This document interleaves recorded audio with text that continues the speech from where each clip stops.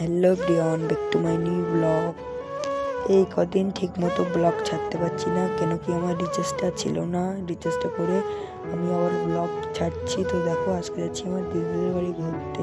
তো দেখো, কত সুন্দর ভিউ দেখতে দেখতে ফাইনালি পৌঁছে গেছি আমার দিদিদের বাড়ি। তো দেখো, দিদি কত সুন্দর করে ঘরটা সাজিয়ে রেখেছিল। আমি কিছু ক্লিপ তুলে নিলাম তোমাদের মাঝে তুলে ধরার জন্য। ফাইনালি দেখো, এটা আমার ভাগ্নি, খুব কিউট। একটু কমেন্ট করে দেবে আমার কিউট ভাগ্নির জন্য।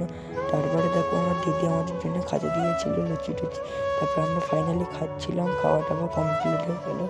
আমি আর আমার ভাগ্নি শুয়ে শুয়ে কিছু ভিডিও করে নিলাম। তো কেমন লাগলো ভিডিওটা কমেন্ট করে দেবেন।